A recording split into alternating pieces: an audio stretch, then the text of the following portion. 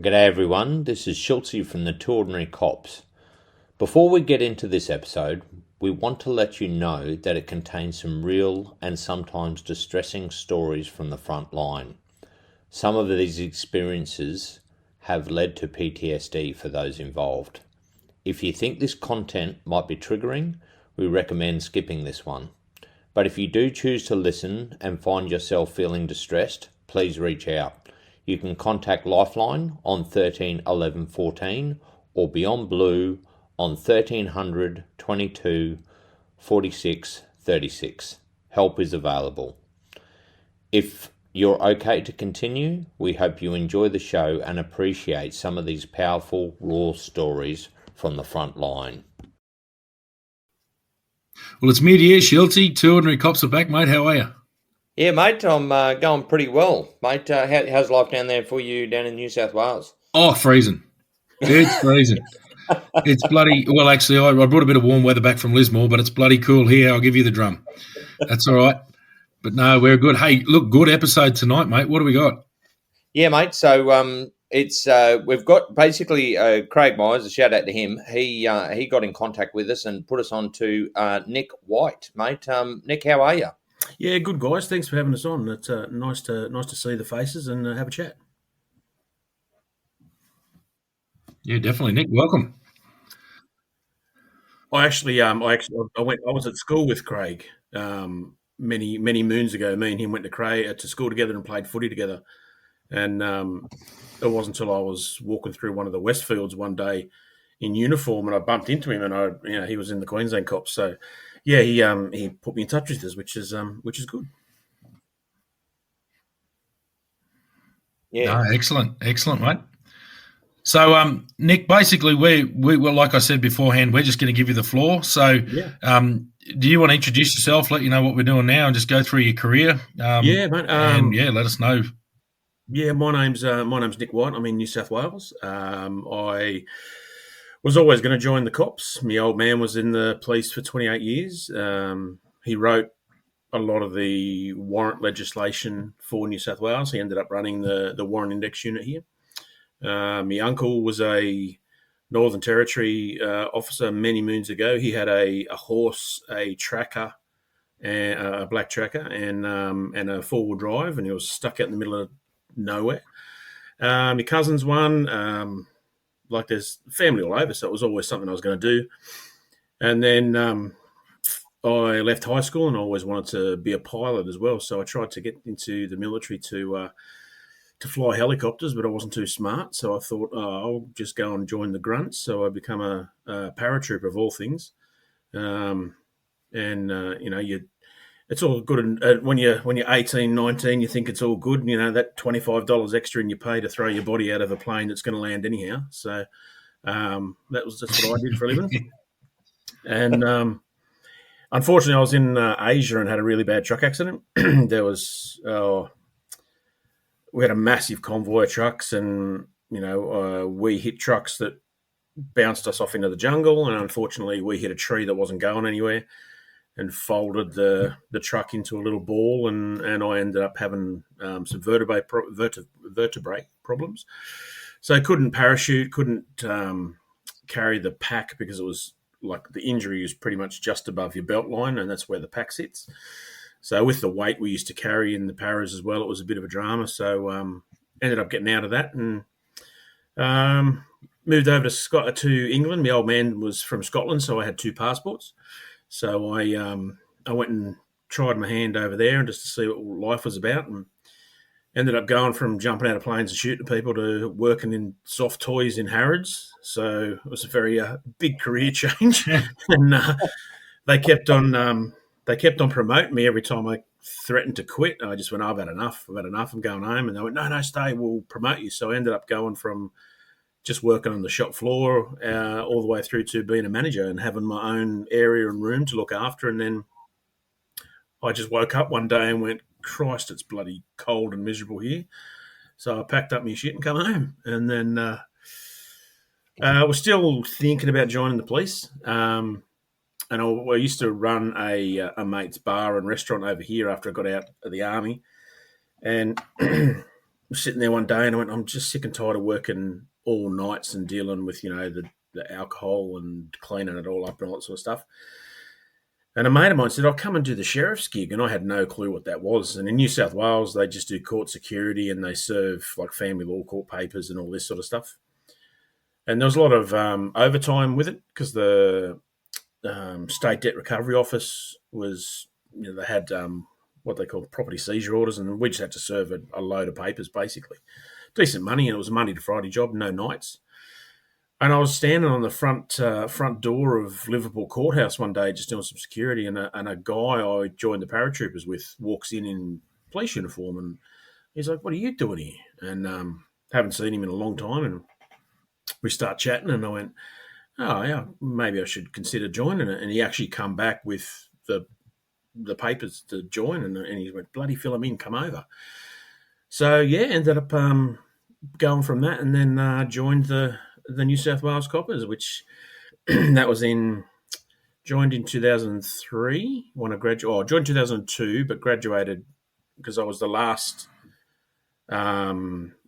group to go through the university at Richmond, because all that the Wood Royal Commission down here, when they had all that stuff with all the corrupt coppers and the cross and stuff like that.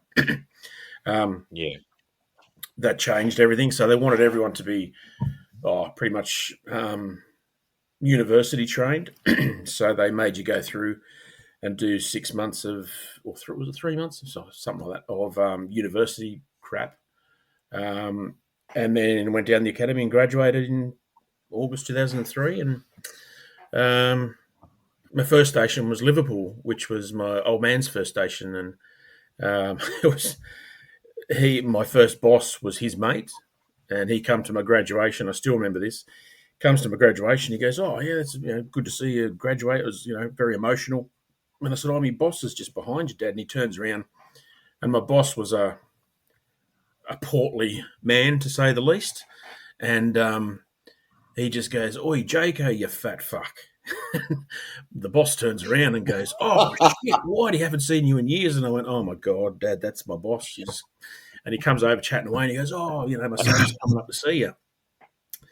So my first day on the job, get to the station, and you're doing all the introductions to the station, and we have a big meeting with the boss. Comes down, and he just walks in and goes, "Oh, I know your old man, and he's a good copper, and if you're anything like him, you'll be a half decent copper." And I'm just like, "Oh, no worries, boss." And I thought introduction to Liverpool policing was my old man calling him a fat fuck. So yeah, it is what it is. Yeah. And then very good, mate. Then after that, just I was at Liverpool for 13 years, and then Liverpool in New South Wales, it was a Category 1 station, so it was one of the most violent and busiest stations they have in New South Wales. So, just to give you an idea of how busy it was, in summer, on a Friday and Saturday night, we would have 4-cage trucks, 2 sedans, and then we would have probably 4 to 5 highway patrol cars on, 2 detectives, anti-theft.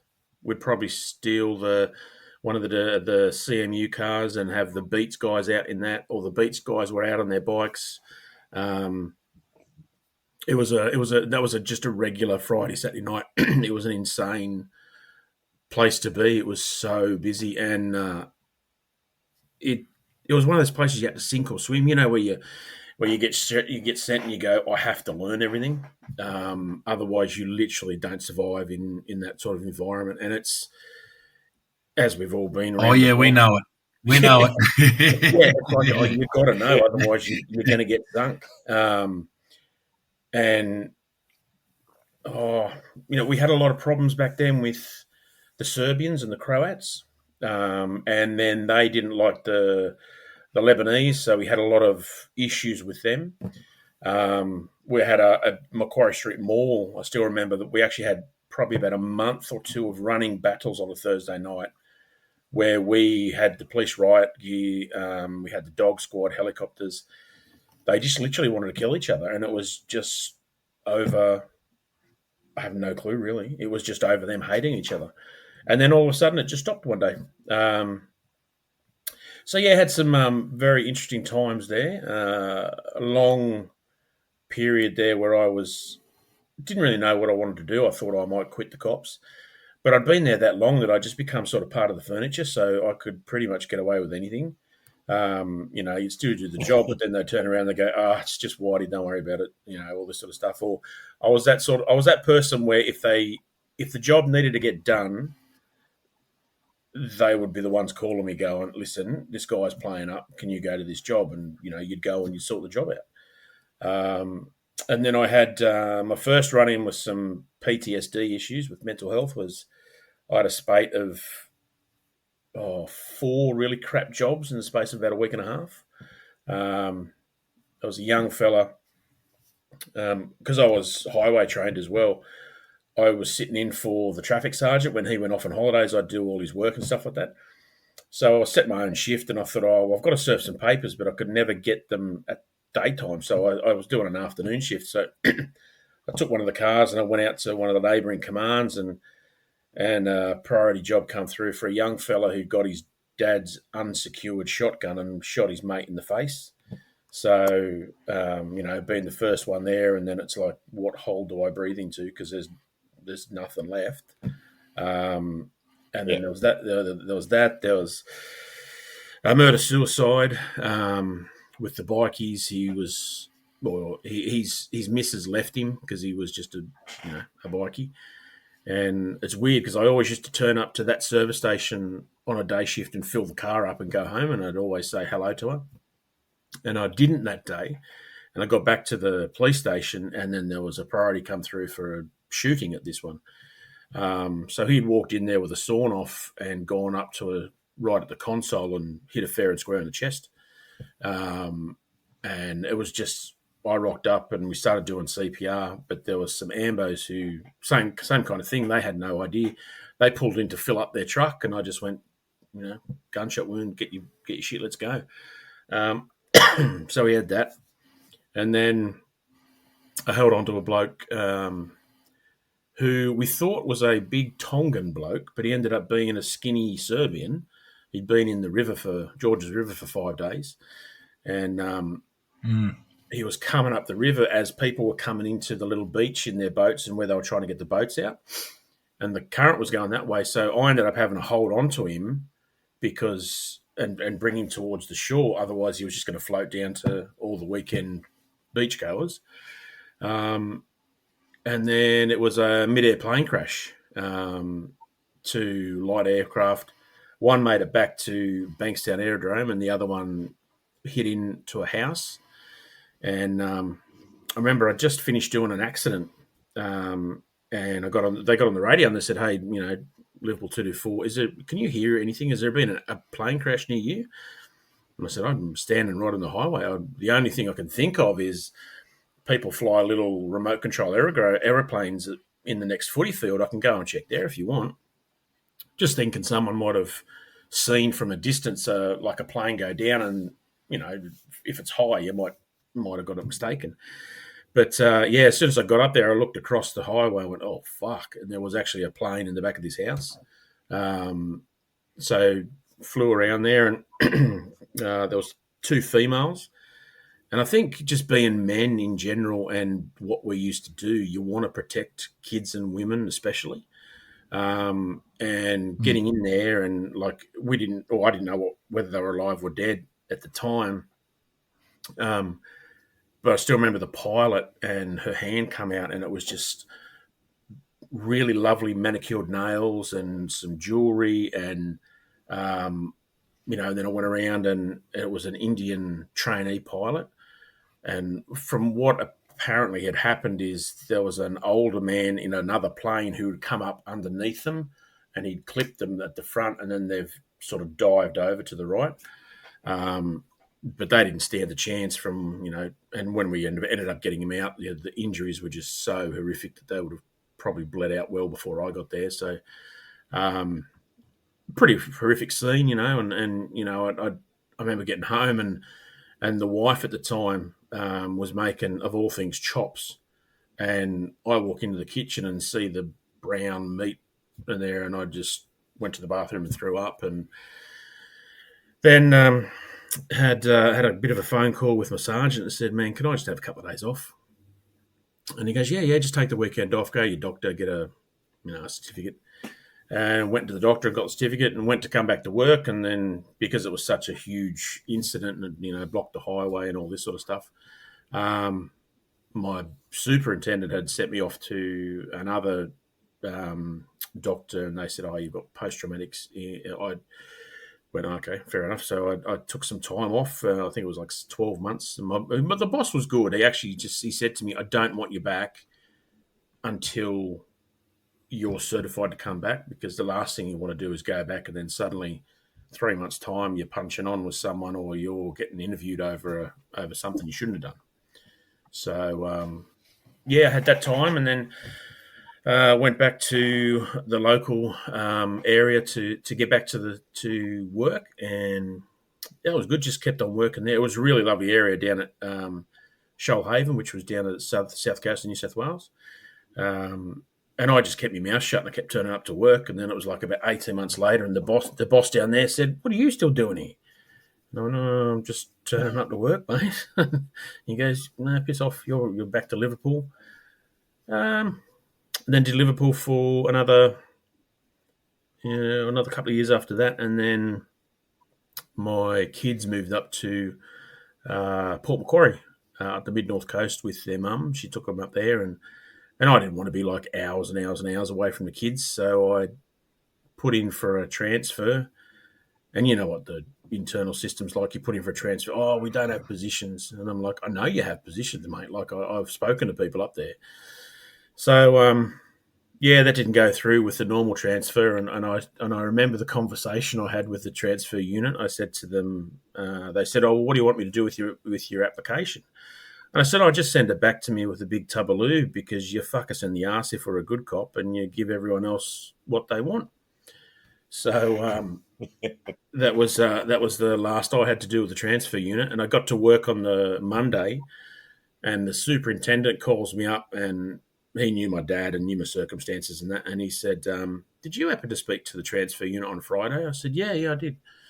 He goes, "What did you tell them?" And I said, "That they fuck everyone in the ass and send us a big tub of lube with me application, because, I know they've got positions, but they're just being stupid."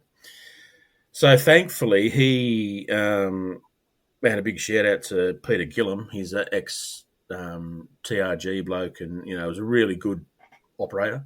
And he worked all the way through to superintendent. And he made a phone call to a mate up there, and he said, "Listen, I've got this guy. He's good." And ended up, I think it was 2 weeks later, I was transferred up to Highway up there, and then I was working in the mid north coast, which was brilliant. Like it's one of those places that it's about half an hour from the ocean, and then we still went up to, like, we were bordering. We'd do jobs all the way up to like Ballina and places like that. It was just such a good place. You had really beautiful country. There's a lot of Indigenous there as well. Like, there was 2 missions in Kempsey where I was based, but in general, it was great. And then what happened? I dragged a bloke out of the passenger window of a car, and that's when my temper was getting the better of me. And it was all relating back to jobs that I'd been to. And I knew this shit had drugs on him, because he was just too squirmy in the car. And then he wouldn't get out of the car. And I said, "Mate, last chance." And I dragged him out the window, and he's got it on video, and I'm on YouTube famous apparently. And we got the drug dog up, and it went straight to his ass and straight to the seat. And, but there was nothing we could do about it. There was that. And then I could feel my mental health really straining. And this was around the 2017 kind of mark. And I was doing a night shift out at Southwest Rocks. We were out there, it was an easy place to get pissies. There was only like a one-man station, but they hardly ever worked weekends and stuff. So it was a bit of a free range for them to drink and drive. And we pulled this one car over, and another car went past, and these pissed idiots shouted out to us, and they just pulled in front of us into a house, and I just said, "What's the go, mate? You wanted our attention, you got it. What's the problem?" And this bloke got out of the back seat, and as soon as I saw him get out, I thought, "Fuck! If he throws a punch, it's going to hurt." He was about 6.5, 7 feet tall, a massive, massive bikie, and we were talking and that. Anyhow, he took a swing and he clocked me right here, and you could see, if you can see there, see how it goes in, just there. I've got no. Oh yeah, yeah. So it didn't break, but it pushed my lower jaw. So he hit me on the left hand side, just near the ear. So the TMJ joint's right there. He's hit me there, and it's pushed my lower jaw to the right. Didn't break it, but it broke the front teeth. Had 12 stitches inside, and I can't remember anything from the time he hit me until the time I was at the hospital. But when I look at the body worn, he got fucking towed up as he should, and cuffed and taken back. And the only reason it wasn't one of those one punch things was because as he's hit me and I've gone down, my arm went out, and I've gone down and landed. My right elbow's up in the air, so I've kind of landed underneath my upper arm. But from the ICV and the body worn, if I hadn't have had my arm up there, I would have probably cracked my head on the bloody concrete footpath. And yeah, after that, I was in so much pain, had dental surgery, but I was always in pain and getting bad migraines because of my jaw, and no one could ever figure it out. There was nothing broken, so there was nothing they could do. I was in so much pain, and then I was just picking fights with fuckwits, and I just wasn't in the right headspace. And I ended up transferring out to Parks in New South Wales, right in the middle of New South Wales. Yep. That was a good place. It was a wonderful. Yeah, it's just totally different country policing. They used to have a big problem with four-wheel drives doing illegal hunting, but also busting into farmhouses and stealing their firearms. So I was kind of requested to target them, and it's not very hard to target them. Half the people don't know. They jack their four-wheel drive up and then wonder why it rolls off the road. But yeah, we had a good time out there. That was 2019.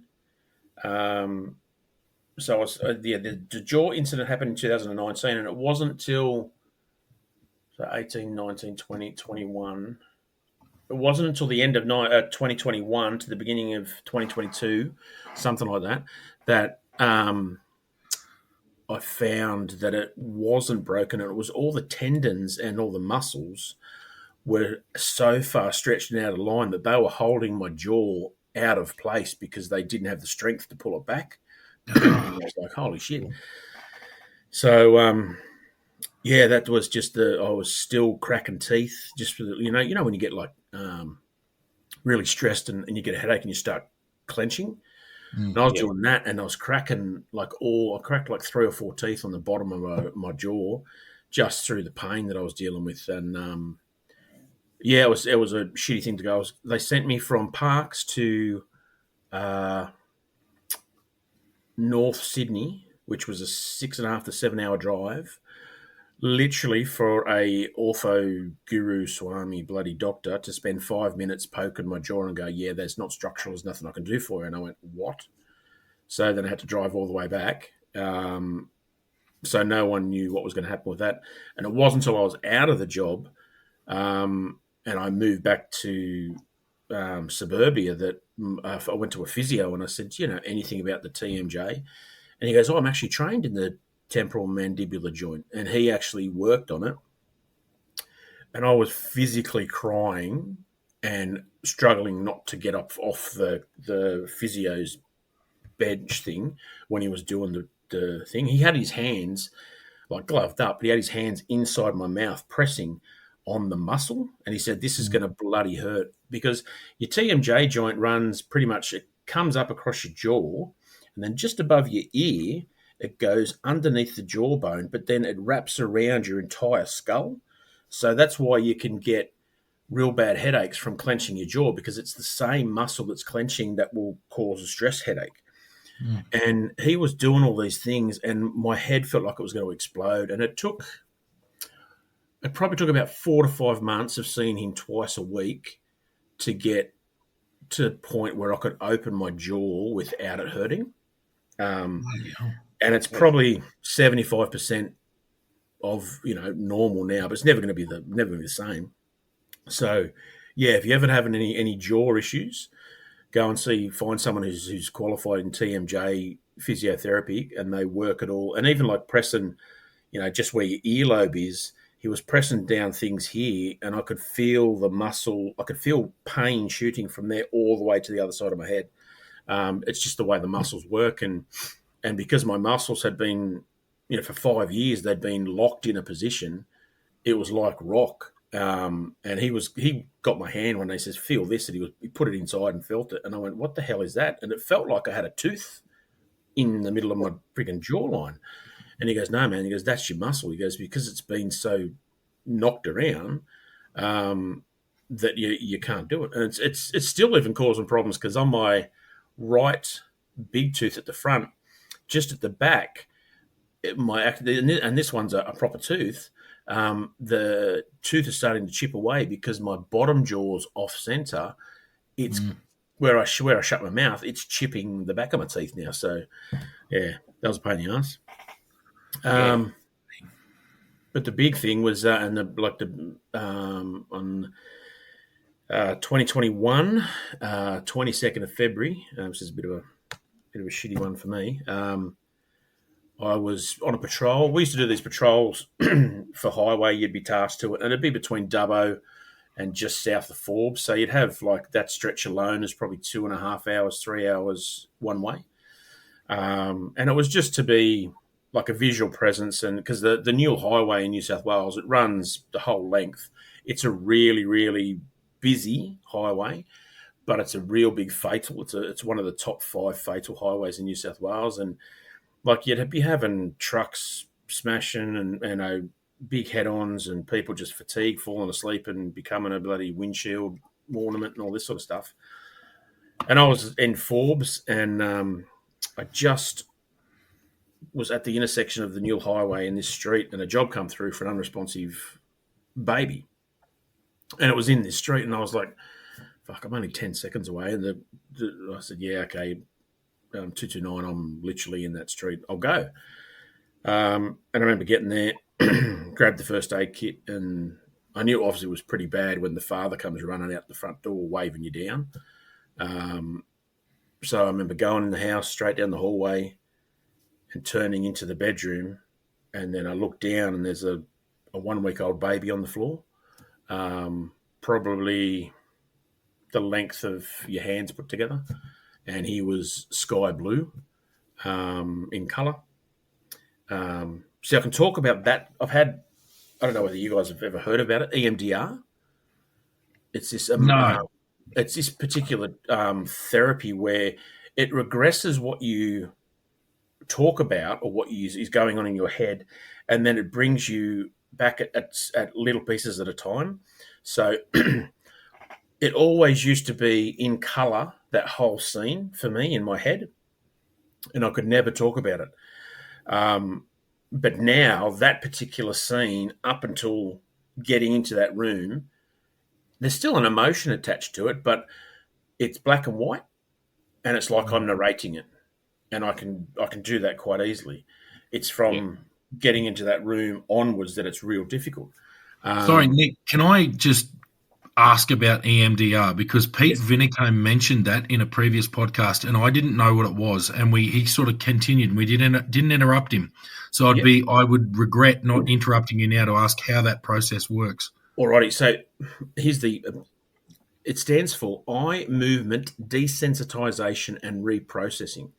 So it's a type of psychotherapy used to help individuals post-traumatic memories and reduce their associated distress. It is a structured therapy that involves recalling traumatic experiences while engaging in bilateral stimulation, often through eye movement. While initially developed for PTSD, it is now being used to address other mental concerns like anxiety, phobias, and depressions. So basically, my therapist sat me down and we were looking at each other like I'm looking at you guys. And she would look at me, but to her right, she would have her finger up and she'd go, concentrate on my finger. And she go, okay, and we'd start at, okay, I'm inside the house. Okay. What's the feeling it's giving you now? I'm so anxious. I don't know what I'm going to get into. And then she moves the finger like this. And you've got to keep your eye on the finger. So your eyes, you don't move your head, your eyes are just following the finger moving. And then she stops and she goes, what did you hear? And she wants you to, or they want you to concentrate on the sound that you're hearing at the present time. So I remember it was raining and I said, I can hear a lot of rain. She goes, okay, I can hear a lot of rain. You're in a safe environment. Now what's the next step? I go down the hallway. Okay, now concentrate on what the next part is you hear. And she goes back to doing the finger waving thing. And the whole process is you're bringing up that really traumatic thing that happened, and it's desensitizing that for you to be able to process it and deal with it in little segments. But it's also using the outside, like you might hear something, you might see a car go by. So you say that to the therapist, and then they use that as, all right, let's go back. And now we're going to think of the next thing, or tell me what you hear or whatever. So it is really desensitizing you to the environment by using the situation you're in now. There's different ways of doing it. They can do it with the finger. Some don't use the finger. But if you're ever in a situation and it does come up and you can have it, it's really, really incredibly beneficial. There is, I'll just get back on Google. What engaging bilateral stimulation when you've got your eye movement, you're dealing with it, but it allows the memories to process. It's the way your brain works. So it can do it. It starts with 8 phases. It goes through the history taking, the client prep, all the way through down to having it, and then they do like a reevaluation to see how you go at the end. It's a fully recognised and effective treatment for PTSD by organisations such as the American Psychiatric Association, the Department of Defense, and it's widely accepted that the eye movements coupled with EMDR is like really the one of the key components of helping you deal with these incidents. Instead of just talking about it, it actually regresses you to it and then uses it. You're using your own feelings and emotions and the situations to desensitize yourself to the point of you being able to talk about it. And it's incredibly weird. It doesn't work with some people. Like I've had other friends go, I tried it and it didn't work. I think you've got to be really open and allow yourself to feel. Because at the end of it, like I was crying. And she went, that's totally fine. Some people cry from the start. Some people don't cry. It's just depending on how you're feeling. Because like as I was coming towards this first section of what we were doing, I turned in and I saw the little baby and I knew what was coming next. So I was already getting emotional. But by using and breaking it down into little sections and by desensitizing you to that and with the external stimuli and obviously with the eye movement, it all coupled together, and like I can't rave about it enough. It is so incredible to have that EMDR happen. So anyone listening, if you've got any sort of mental health injury, please go and see your therapist and ask to start EMDR. It's absolutely a game changer. Like I've had people and friends say to me, it's changed them totally. And I'm one of them. I can quite happily sit here and go, I don't think if I had EMDR, I would be as good as I am today, really. Yeah, no, mate, thanks for covering off on that because I was curious to that particular treatment and I didn't mean to interrupt your story, but I just wanted to hear what that was. So, but please continue. Yeah. This unresponsive baby. And I went in and the mother was on the phone to the ambulance and to Triple O, and she put the phone straight to me, and I said, "Okay, you just step out of the room." So the little baby's name was Harry. So Harry was in between the wall and the bed, and it was pretty much I could fit between him and the bed, and then that was it. There was no other room. There was room beside me on either side, but you couldn't get anyone else any other side. So I knew I had to start CPR, but on someone that small, I was absolutely petrified that I was going to blow his lungs up. And that I was going to, I mean, when you do CPR, and for those who don't know, when you do CPR properly on an adult, you should crush bone. You should break bones if you're doing it correctly, because there's no point just pressing on the rib cage because you're not getting to the heart. So you've in effect, you've got to break it. But I thought that like with babies and small children, you've got to use the index finger and the middle finger of each hand. And you got to push down. And I was like, oh my God, I didn't want to push too hard, but I knew that I had to. Sorry.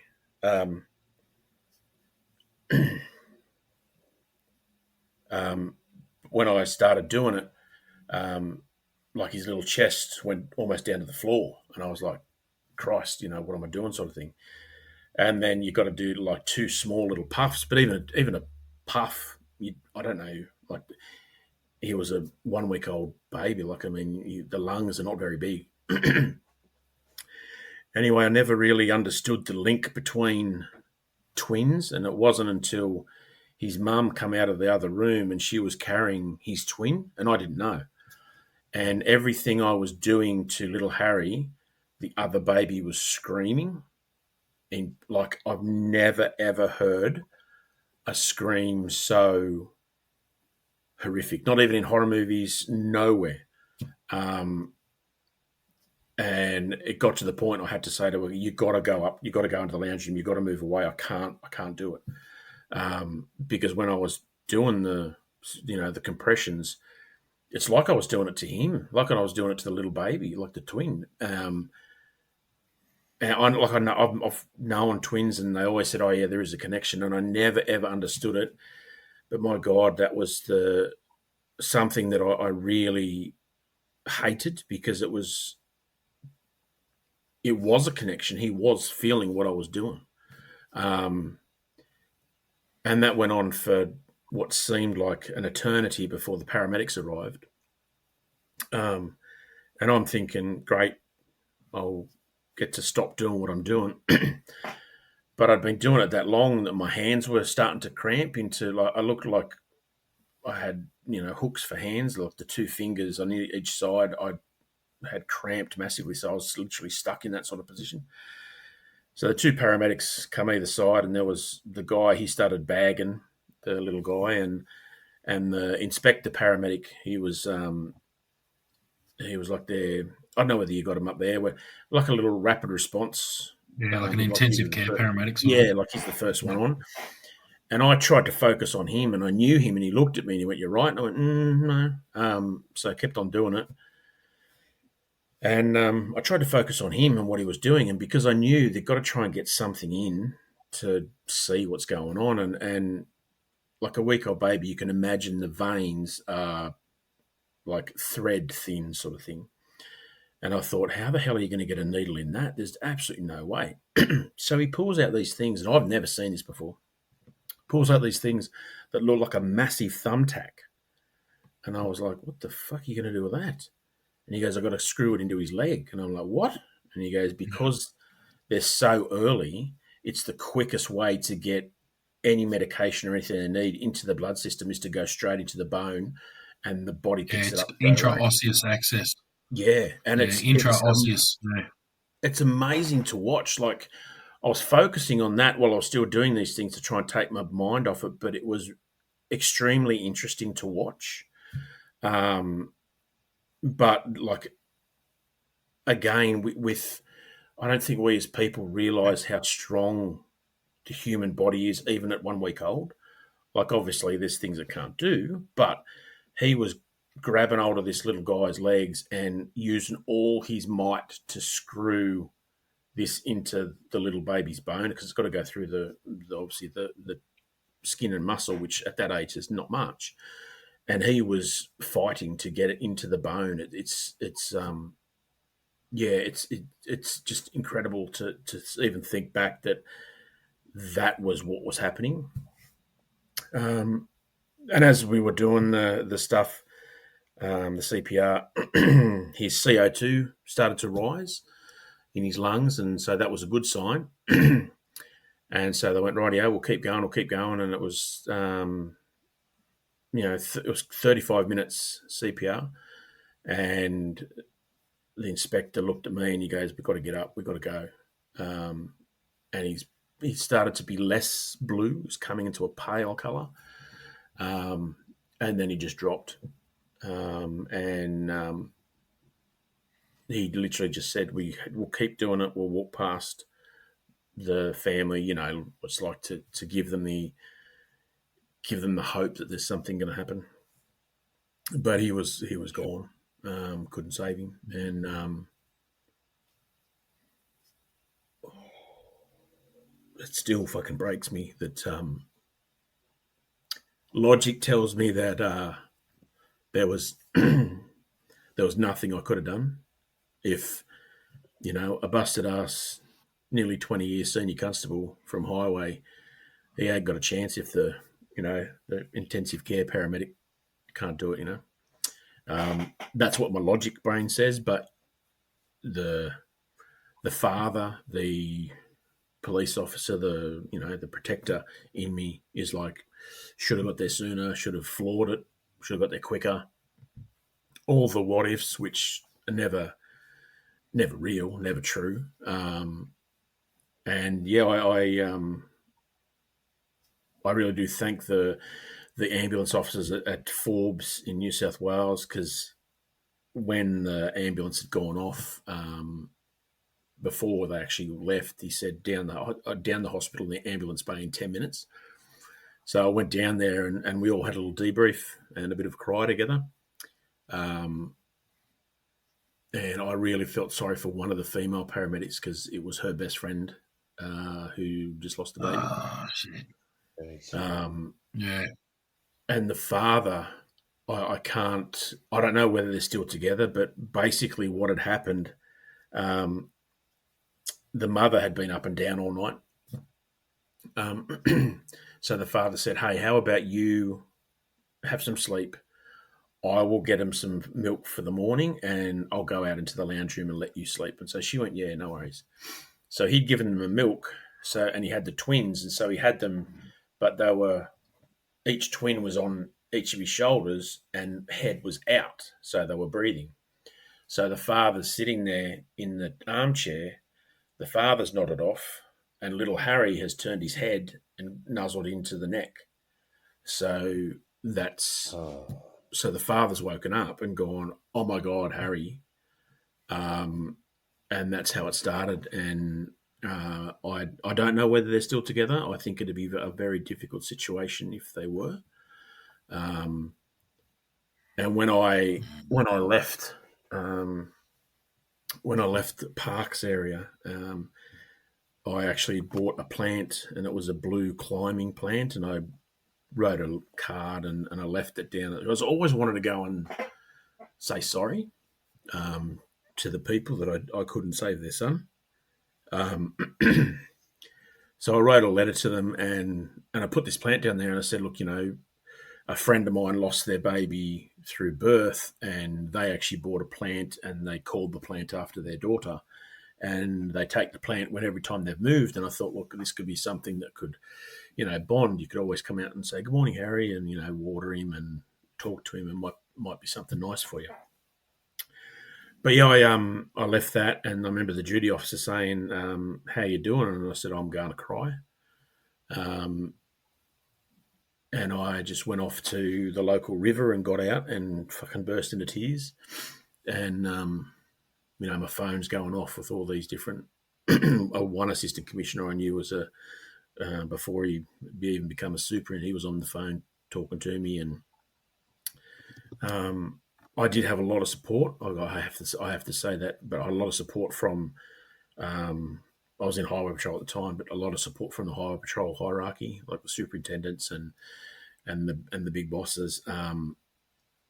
Yeah, they were all on the phone. One of them, he gave me his personal mobile and said, "You need anything, you call me straight away and I'll get it done." And then I took 2 weeks off. I thought, I need to take 2 weeks off. And they obviously knew that there was an issue because we'd already lost 3 blokes in that area to suicide. And I've lost 5 mates in my time in the cops to suicide, and I think they knew that there was quite a high possibility that something might happen. And if it wasn't for my kids and one of the other coppers out there, Nadia Batten, for her support and my kids being there, I would have killed myself for sure, 100%. I would not be here. I remember going home and I just drank for days. They flew a critical incident psychologist from Brisbane to Sydney, then out to Parkes. And he was ex-Navy and ex-Army. And he then became a critical incident psychologist after a few things that happened to him. And I remember him walking into the house and he just looked at the kitchen where all the beer bottles were and just went, "Fuck me." I said, "Well, what else am I supposed to do, mate? I can't stop thinking about it. And if I'm drunk and pass out, then I don't think about it." And it got worse and worse and worse. And I stopped drinking and was seeing a therapist and things like that. And I thought, okay, I'll go back to work. I'm okay to go back to work. And I was just picking fights. I was going out to the bad areas, and I wasn't breath testing people. I was just going up, and I wanted to punch on with someone. I wanted to hurt some piece of shit that the way I was hurting, and the way that family was hurting, and thinking, why does some grub get to deserve to live when little baby's not doing anything? And then I found that I wasn't remembering what I was doing.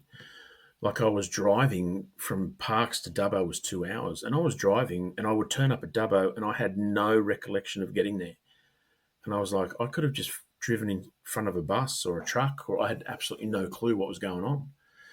And I didn't want to be a statistic. I didn't want that. I had, shared care of my kids, and I didn't, as you guys would have as well, I didn't want to turn around and have them wondering, why Dad did this, and didn't Dad love me enough to stay around, sort of thing. And we've all seen what it's like when someone's suicided and you go to do the death message, it destroys the family.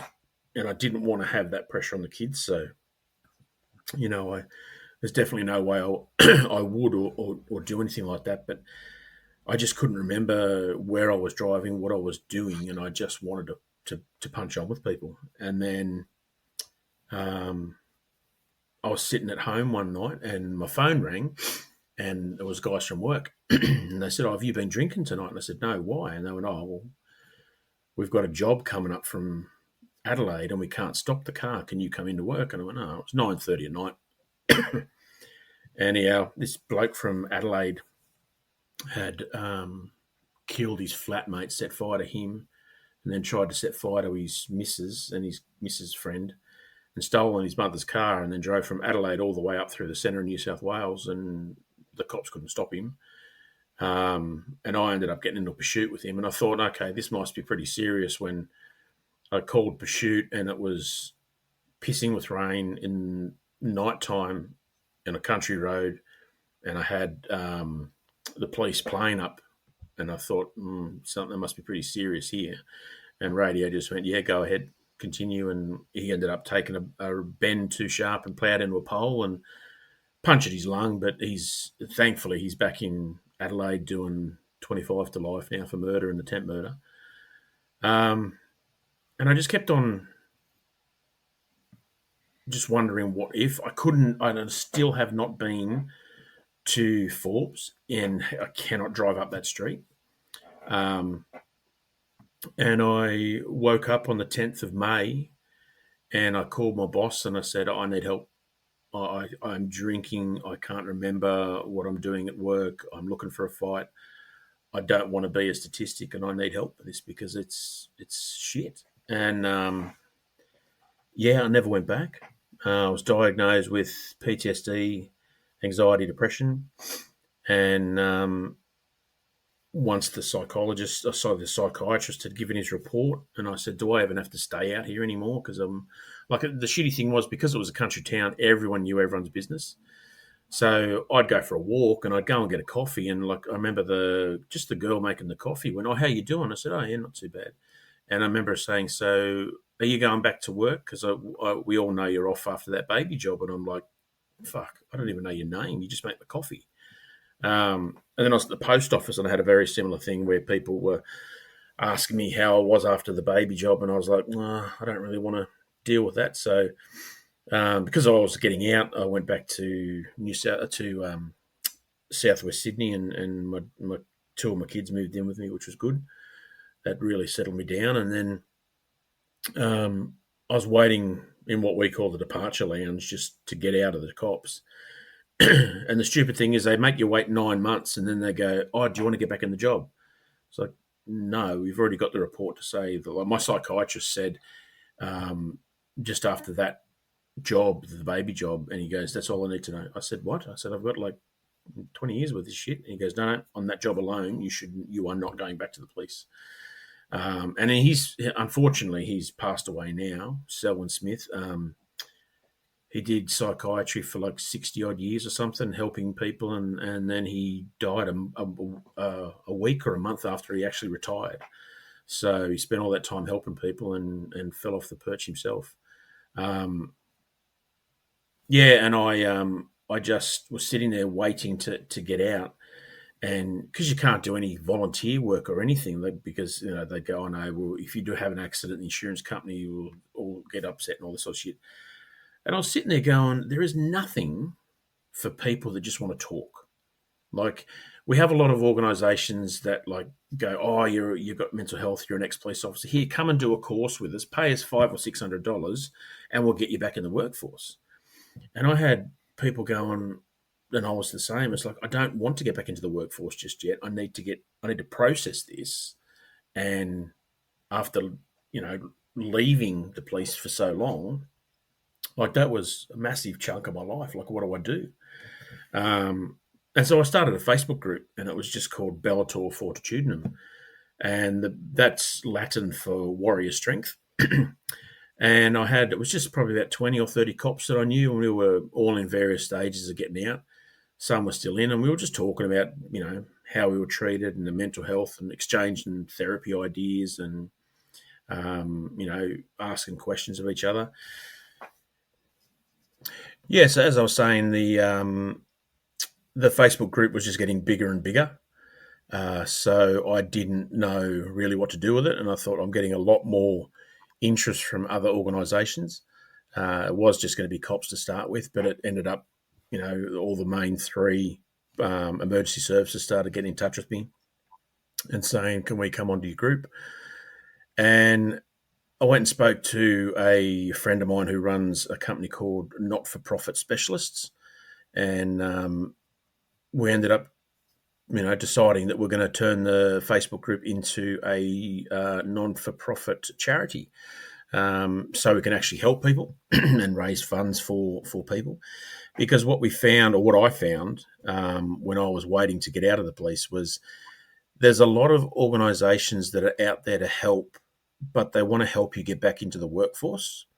They want to go, "Oh, we know you're damaged, but here, come and do a course with us, and now you can go and work wherever." And there's a lot of people, and I was one of them, where it's like, I need to process what I've been through. Like, it's usually like horrific things that lead to being diagnosed with these things. So there's a lot of processes that go on. And, doing 2 decades, it's a big chunk of your life that suddenly doesn't exist anymore. Like, we're all in a uniform, we're all part of the badge, and then suddenly one day is your last day of service, and it's like, well, what the fuck do I do now?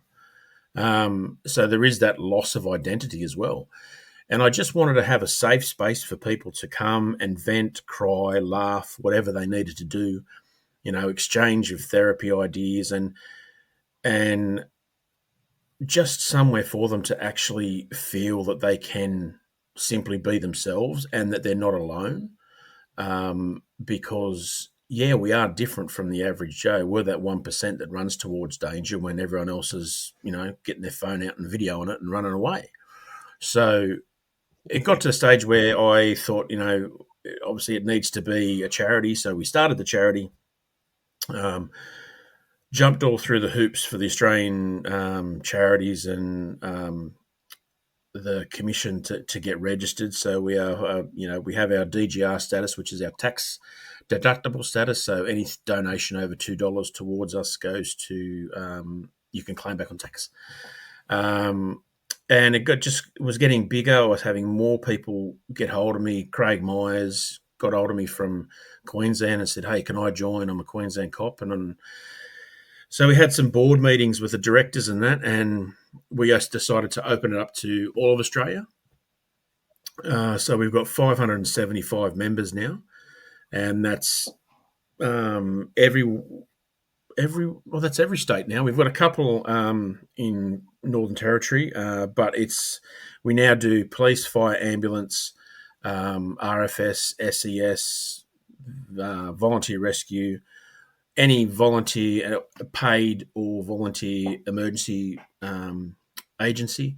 We even do nurses and we support correctives and even lifeguards. I was on a radio show down in South Victoria, and I don't know whether you guys remember a few years back, or maybe 2 years back, there was a family went down towards, not Port Lincoln, Phillip Island, and like 2 out of the 4 of the family died on the one weekend.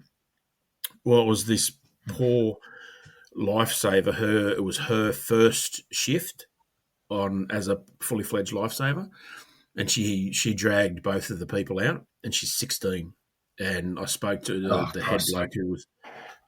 head bloke who was there at the time, and I said, "Mate, what mental health did you have? Like, what mental health do you have?" And he said, "It's a hot shower and go home." That's what they have. They're changing it now, which is good for them, because these people are literally dragging people in every day of the week that they're on the beaches. So this poor young 16-year-old, her life is shattered for the rest of it. Like, she's just doing a volunteer job. So that's when I thought, we really do need to bring in any first responder, because it doesn't have to be one of the 3 main ones, because there's various first responder scenes. Like, I've got people on the group who were in the hostage rescue team from the Screws, and some of the stuff that they've seen and been through, and the nurses and like my sister, she was a nurse for years, and she was assaulted in one of the jobs. She now can't lift her right arm or left arm above her head because of the way that the arm went back on the corner of the wall. It like hyperextended and stuffed it all. So there's lots of different scenes, and I just want it to be, and it is, a space where it's clinically backed, and if you have a question or you're wanting help with something, then there is help available. So we've got it's all volunteer. No one gets paid for anything.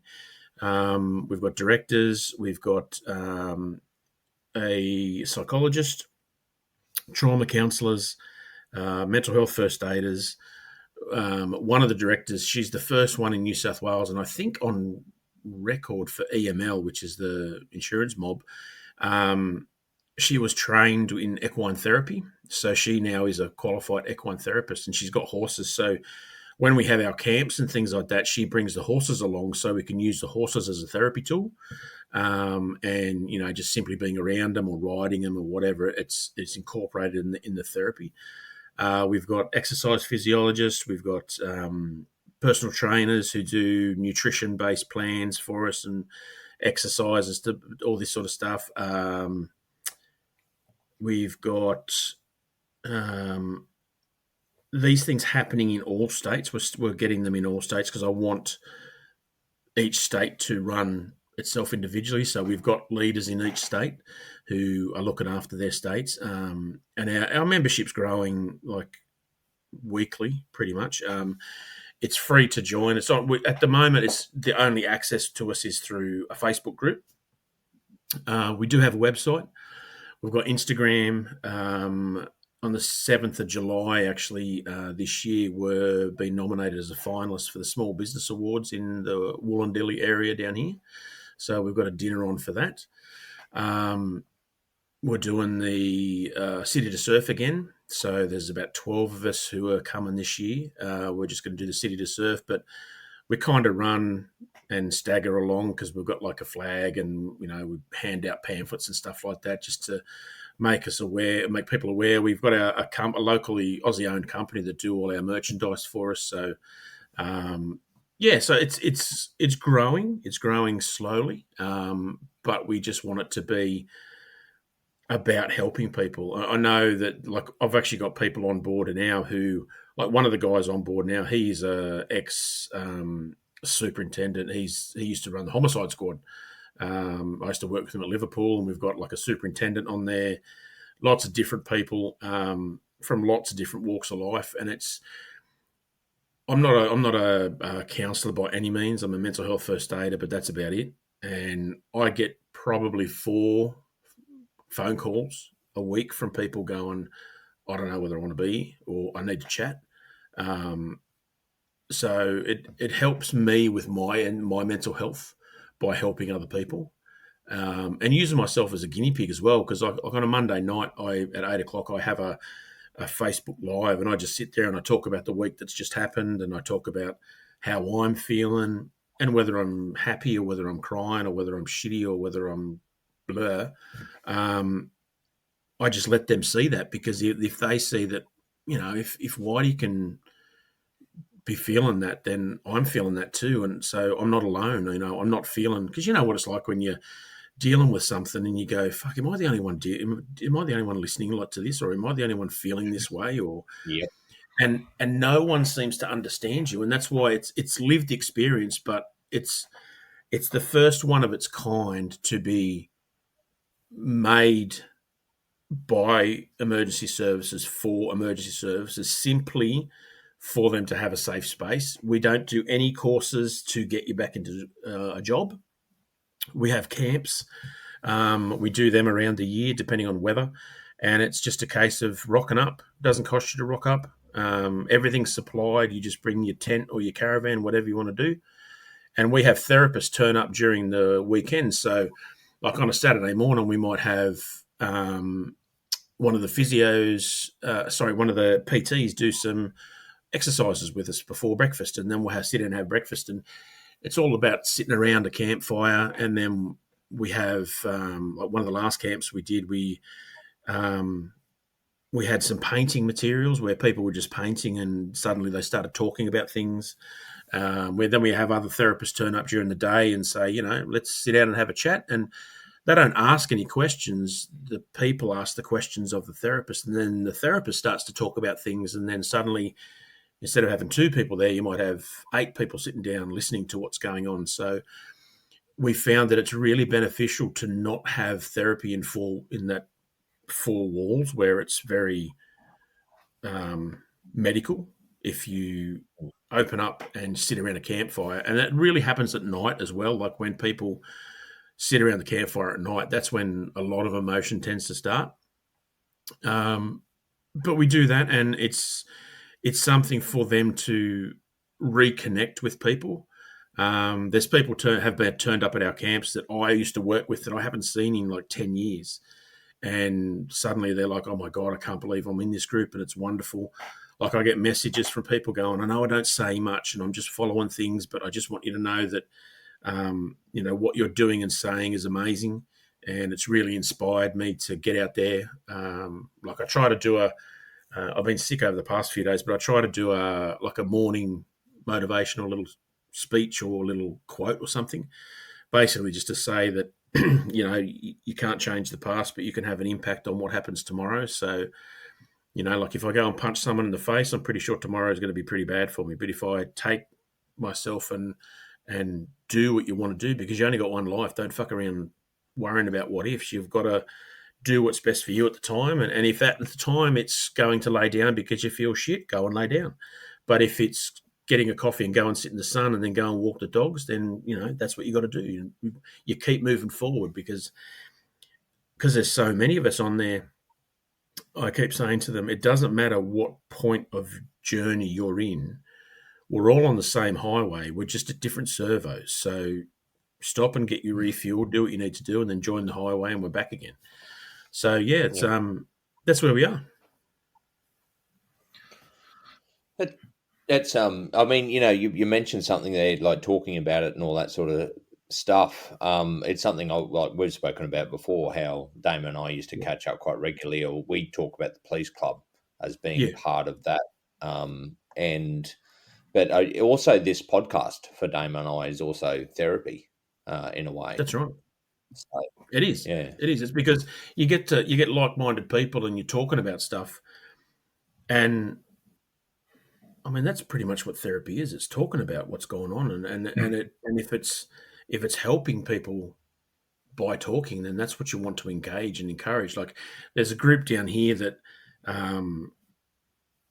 simply want to get money from people to do courses and push them back out in the workplace, and they've kind of lost their way. And I know that the New South Wales Police are pulling back from working with them because of those sorts of things, where. Yeah.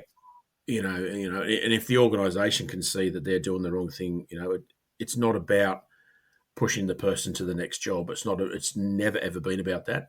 It's all about looking after that person. Like I even made challenge coins for everyone, just because, like, on one side it's the logo, and then the other side it's the logo for the podcast we do. But it's just to have that little bit of something to hold on to. Because I've had people go, well, I was a cop for so long, or I was a fiery for so long. Now I don't know what I am. And it's to make – a lot of people don't even know what challenge coins is about. So if you don't know what a challenge coin is, it started back in the Roman times. And basically when it started with the military, and when it's first come to notice was in World War I believe it was, an Allied pilot got shot down. And he had no documentation on him, and the Germans got him, and he had a particular challenge coin for his particular aircraft, his particular Air Force unit. And it was only that one of the Germans went, hang on, no, he's Allied, he's got that coin, that means whatever, that they realised he was an officer and a pilot. So if he didn't have that on him, he probably would have been shot. So it's also to be a select, you're part of a little group, you're part of a community. And like the coins I've got, you can only get them if you're in the group. So it's very significant for people to have those. And I've had lots of people go, you have no idea, like I carry it everywhere sort of thing, because it's made them feel that they're connected again and not just, sitting there wondering what's going on. So, and that's the whole idea of the charity as well, is we want to raise funds for people, because there's a lot of people on there that clearly, and obviously they have mental health issues, but some of them have physical impairments. There's a lot of, and we all know you got your financial issues.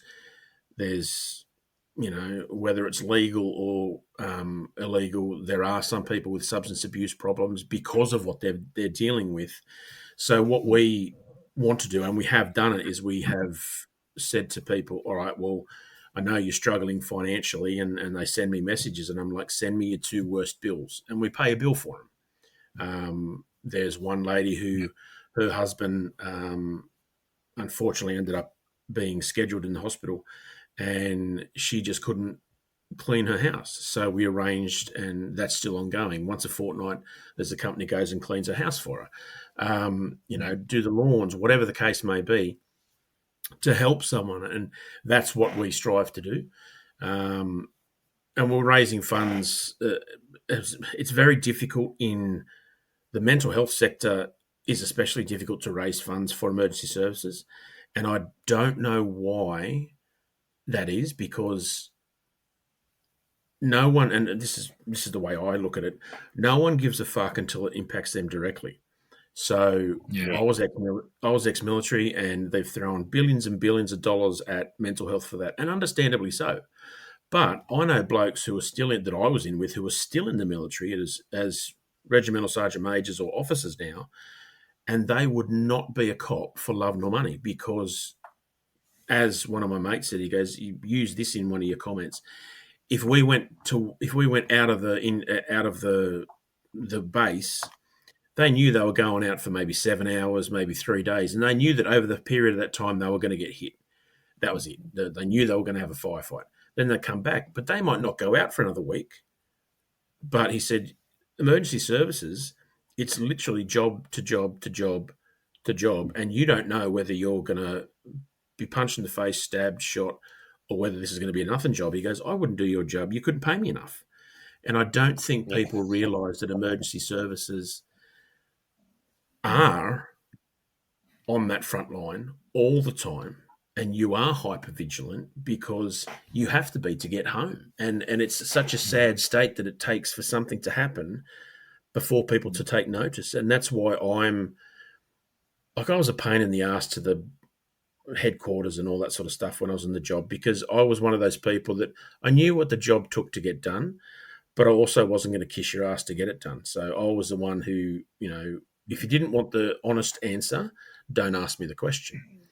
But now I'm out. I'm like, well, I will shake the tree to get people to notice it and to change things. Yeah. Sorry, Mate, can I just make a comment? Just what you were saying about the military side of things. I had a mate of mine. He was an ex. He was in the army. I won't say. You get the NT's too small, so I won't say. Yeah. Anyway, he was in the army, and he was very very much frontline in the army in Afghanistan. And we were just shooting the breeze one day, having a few beers, and we were talking, telling worries and things like that. And there were a couple of boys there were Afghan veterans, and he was one of them. And we go, "Geez, you blokes would have seen some shit." And then someone said, it wasn't me, but someone said, "What's the worst thing you've ever been through in that?" He wasn't just infantry; he was a little bit more than that. So it was, and he's gone, "Oh, yeah, no, without doubt, no trouble at all. We were completely surrounded. I just looked up. All I saw was black faces and machetes." And we were like, "What? In Afghanistan?" He went, "Oh, shit, no, Port Keats, mate." He goes, "It was me and one other bloke. We were completely surrounded, machetes, bundies, bloody bricks flying at the car. I pulled an AR-15 out, and he said, 'Don't even bother, mate. We just drive out of here. We got to get out. We start shooting. We're going to run out of bullets.'" Yeah. And we said, "Bloody hell, you were in Afghanistan and a little bit more than infantry, and that's the worst thing that's ever happened." He said, "Mate, I was surrounded by commandos. We had, I've given the game away there. We had air support. We had US military support behind us. If one of us got in the shit, we had helicopters coming to get us." He said, "What do you reckon we had in Port Keats?" I said, "Yeah, nothing." No. He's like, "Yeah." He said, "The worst thing I've ever been through was that." And I couldn't believe it. This bloke had done multiple tours, and it was just, I couldn't believe it. That was the worst thing he'd ever been through.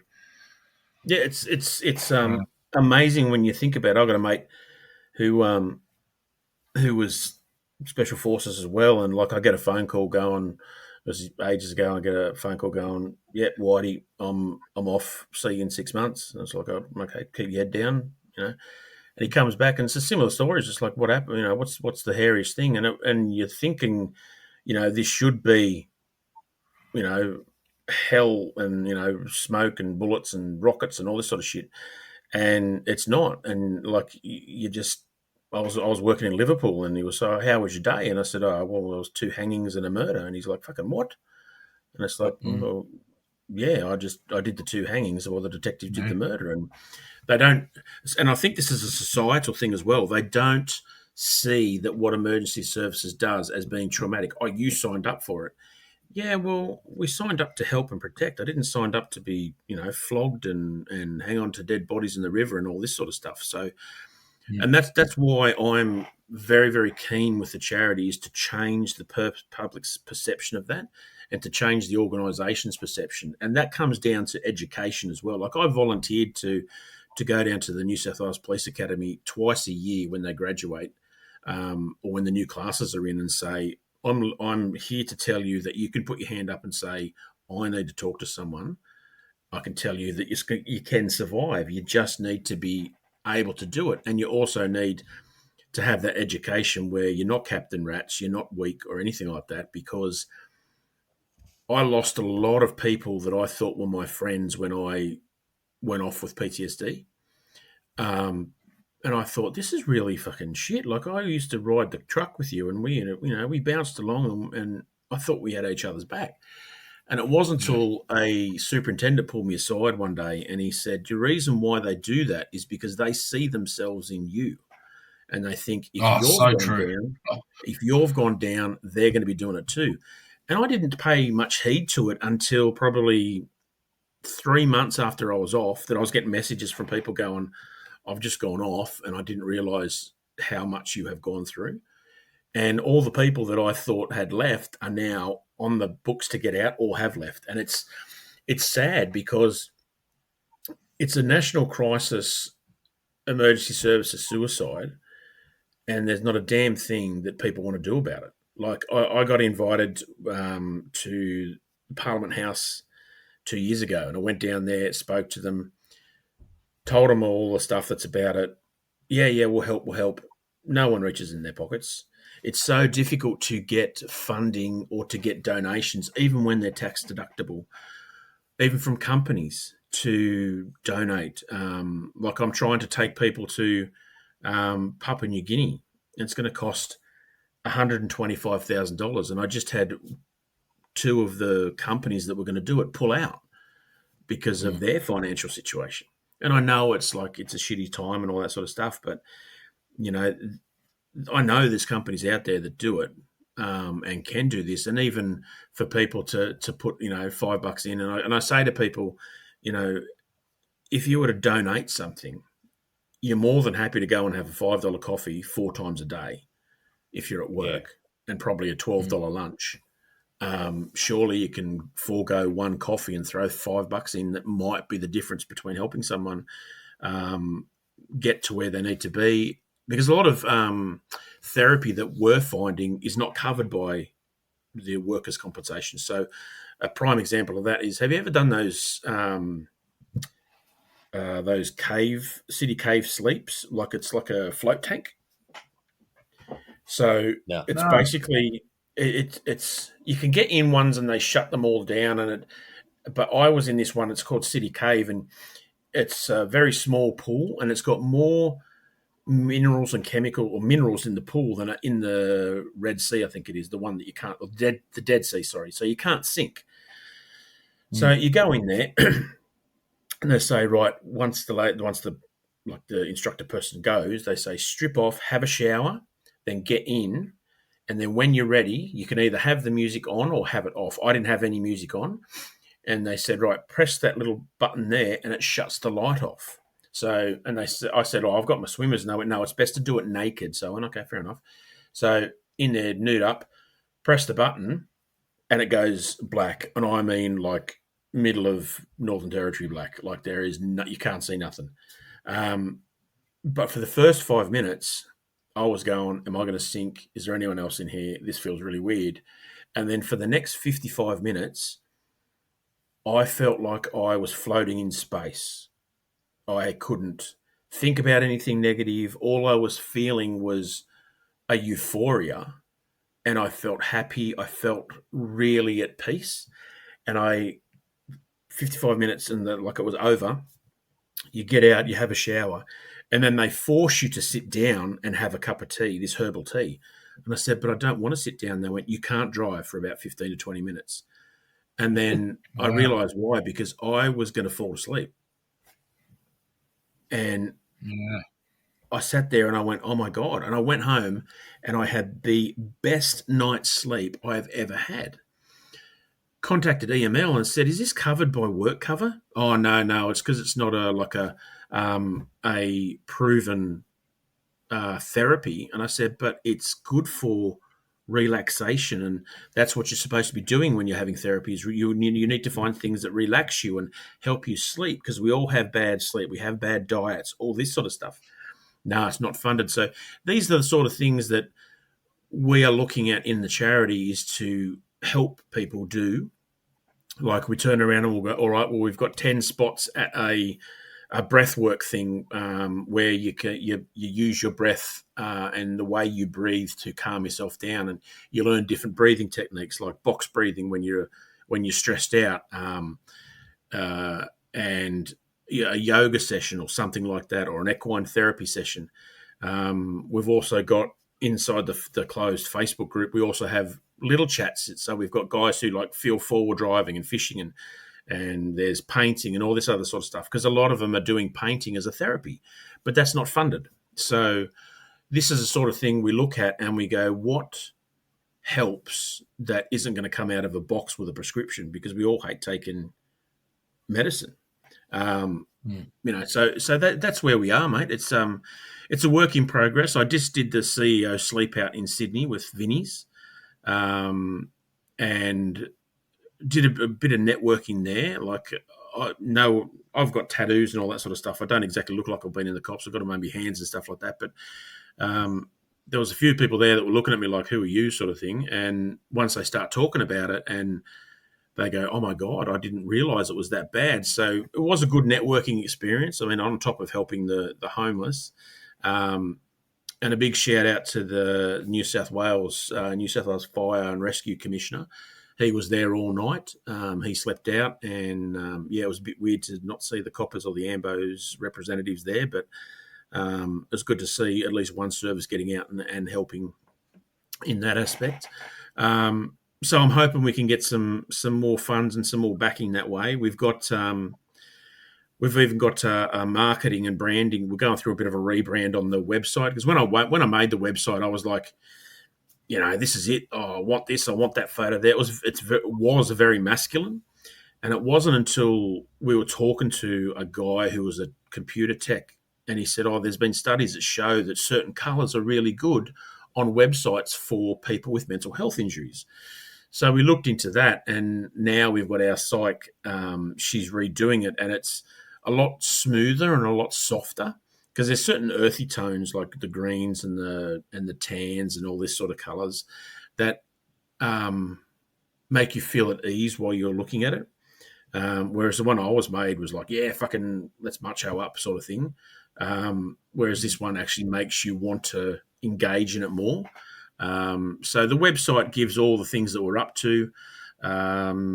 It gives a list of services. We've got lawyers on board as well if anyone needs any legal help. And pretty much I'm making it up as I go along, because I always look at it and go, well, what did I need when I was getting out? What was I upset about? Because when you leave the cops, as you know, there's no discharge package. It's just like catch you later. Whereas I'm like, there should be a discharge package, because you got one in the military. It's like, okay, well, this is what's going to happen with your superannuation, and this is what's going to happen with your holidays, and this is what's going to happen with this, and here's a list of services to call if you're feeling this way. There should be something like that, but there's not. So we are trying to work with the organisations to say, we aren't here to change the wheel. We're not here to take over from you. We're here to help you educate your officers and to save them, because surely if you're educating them and you're getting a better retention out of them, then you're going to be paying less than in workers' comp. Because they pay me by the time I'm 68, EML would have paid, if I was to stay on EML till I'm 68, they would have paid just under $600,000 just on one officer. So they don't realise the expense that it takes to have an officer off, or compared to the expense that it would take to train people properly and look after their mental health. And it all comes down to education. I mean, if we can have an on-call bloody forensic team, surely the Christ, every organisation can have an on-call mental health team. Yeah. And they can start going and triaging at the scene. So these are the things that we're organising or we're speaking about. Next year, we are at the National Suicide Prevention Conference in Sydney from the 28th to the 30th of April. We will be there. We've got an exhibition stall set up, and our psychologist went to the one in Perth this year. But next year, Sydney, and we'll be there, and we'll also be involved in, they do like dinners and things like that as well. So it's a big chance to get another foot in the door. We're actually a member of the Suicide Prevention Australia organisation, which is everything that you should be aligned with in the mental health and suicide prevention. That's what you want to be aligned with, because that's what the government runs off, is their policies and procedures. So we're a member of that now as an organisation. So with that comes the opportunity for us to sit on panels and be involved in other exhibitions and conferences on how we can reduce the suicide and how we can have it as one of them was how we can have it as a national, should we have a national panel that the government actually listened to from first responders and things like that, and lived experience people, and which is something that should be, because it's something that doesn't matter who's in politics. It's a massive cost, not only to the organisation, but when that person becomes a civilian again, they become a massive cost to the civilian side of life.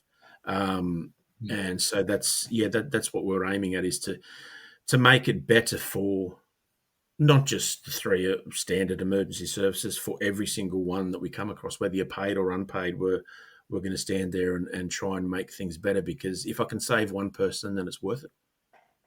Yeah. Yeah.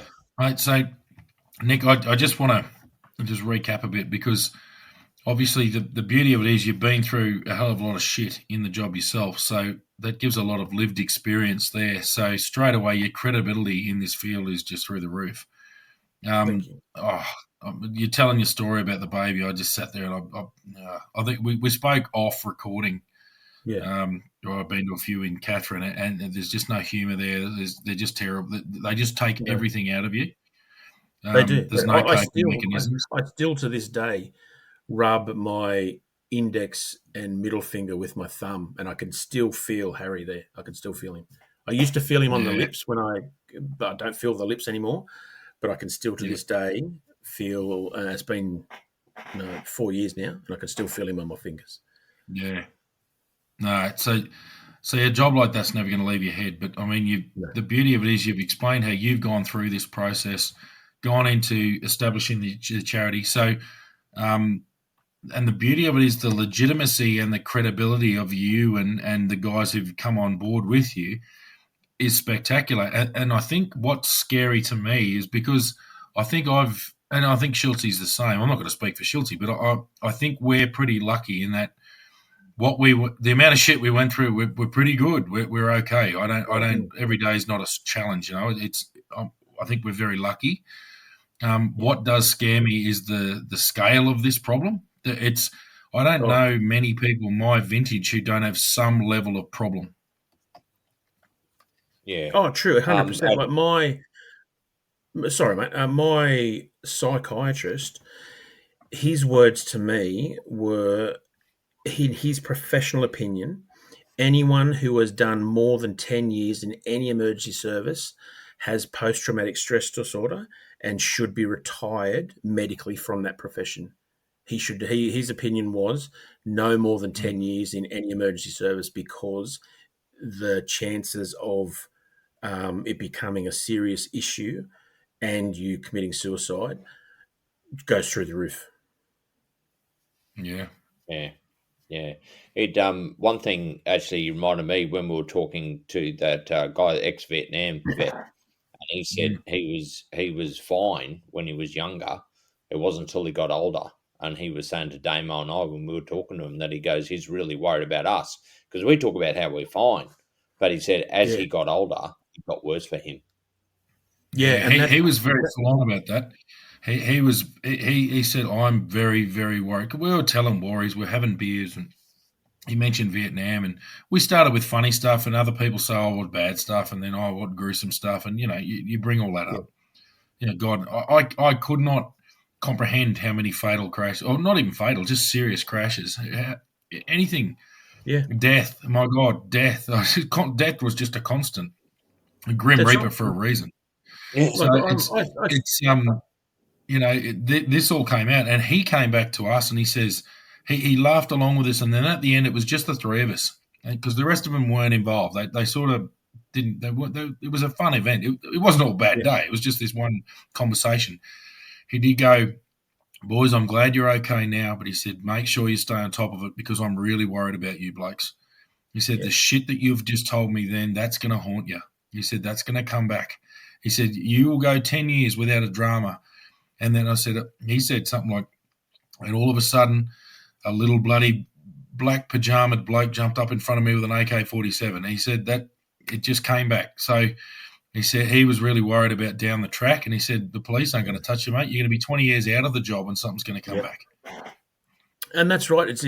It's sometimes it isn't what's happening right now, and it is what's going to happen in the future. And that's why with the charity, we're trying to have it so people are on there and they don't have to say anything. It's free to join. Like, it's just a Facebook group.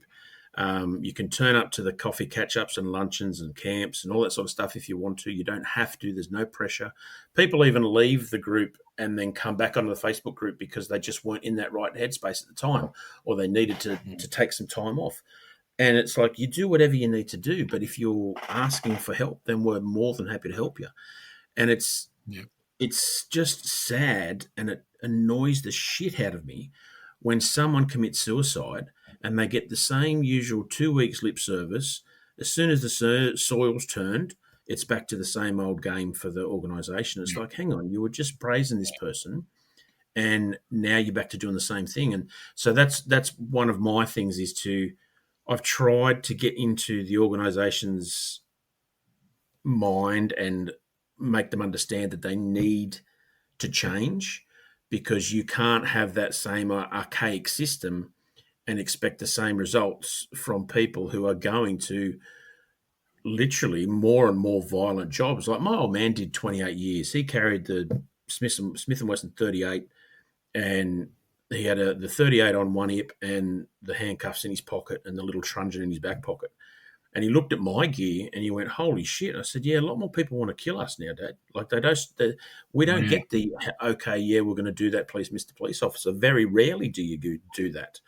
I said, "In your day, it was fine to bounce them around a bit because they expected that, because there wasn't as many cops and you were supposed to be hard and you had that respect." I said, "Nowadays it doesn't work because people literally do want to kill the police officers."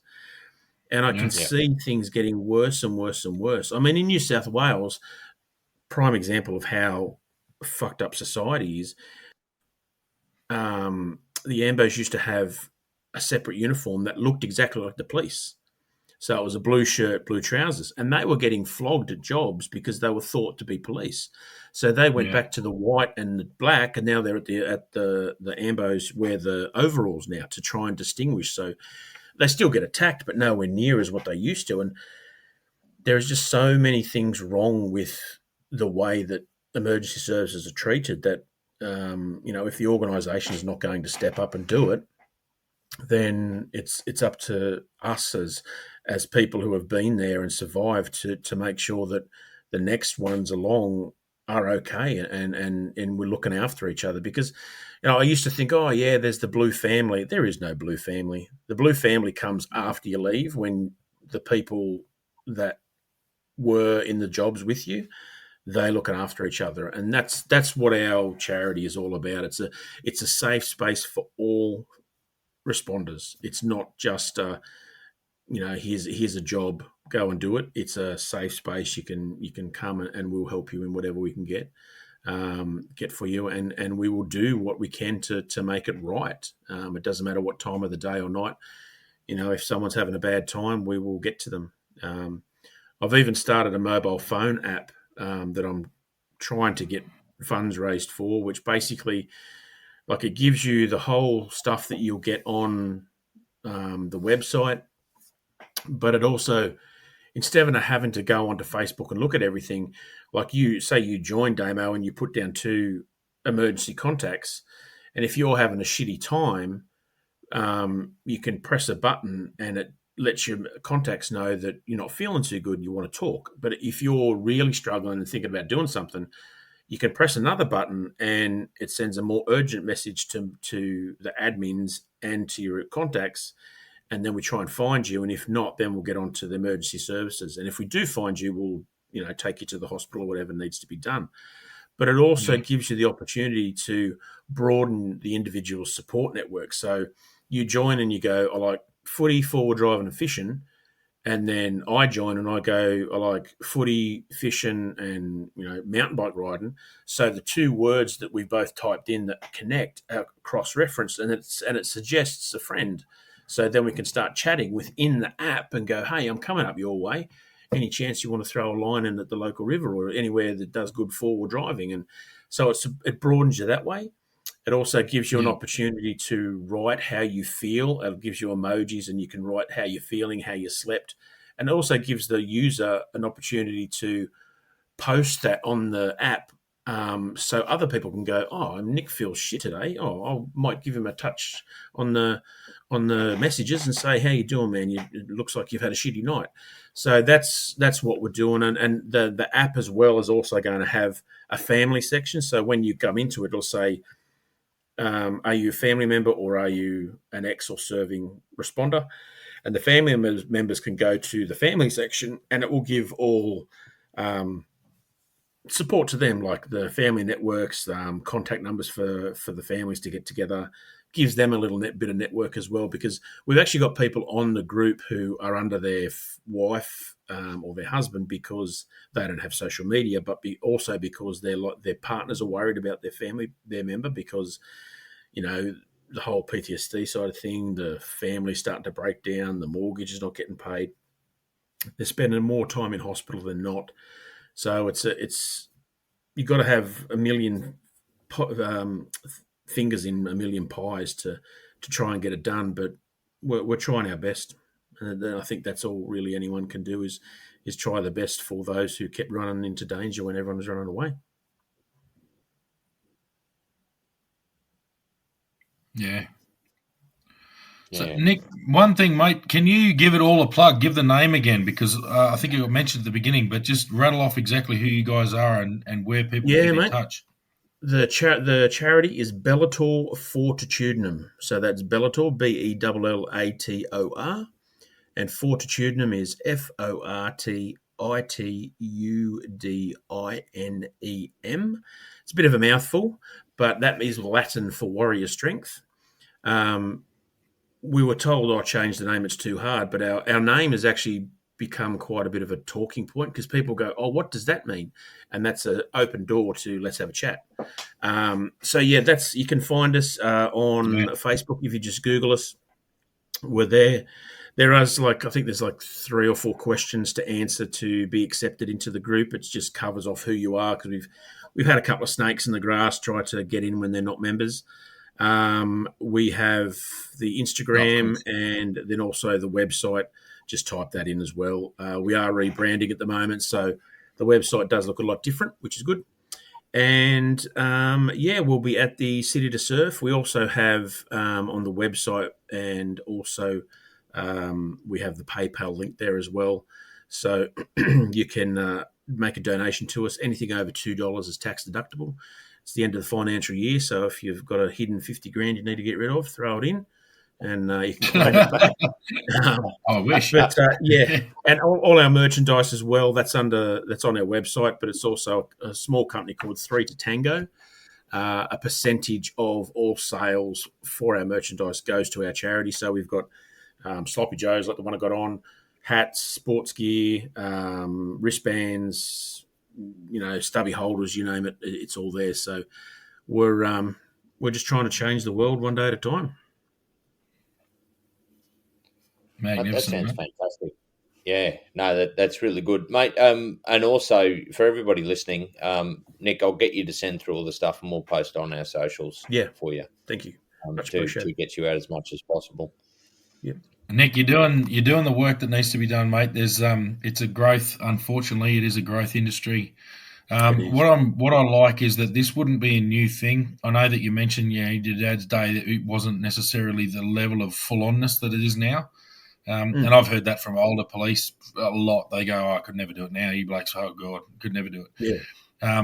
So, look, we're really appreciative, mate. Thanks very much for coming on. It's been brilliant. You're doing the Lord's work. If you're religious or not, doesn't matter. It's you're doing that. You're doing good for people. So, and charity, there's no benefit in it. It's just that you're helping out people who need to be helped. And we've seen it. We've spoken about it on this podcast a number of times. We talk about PTSD. We talk about mental health issues.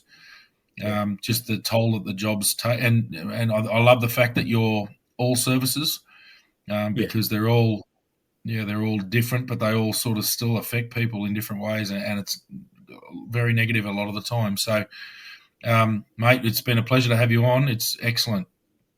Mate, thanks, guys. I really appreciate it. And I just, as I said, I just want to bring to light that it is a national crisis. We are having people, do these things that they think that there is no other way out. And I've been at that bottom. I have been at the bottom of that, and it looks dark and it's ugly and it's nasty. But, people reached out to me to get me out, and you can climb out of that hole. You just have to be willing to reach up, and that's what we're here for. And we will dig until we can get you out. Yeah, magnificent. Yeah. Mate. Yeah. Thanks, boys. Take us home, Chelsea. All right, mate. Well, this is Extraordinary Cops, and Nick, thanks again. Hopefully, we'll see you in April. That'd be really beneficial, I think, and we always love a trip where we have a couple of beers. But otherwise, that's the Extraordinary Cops signing off.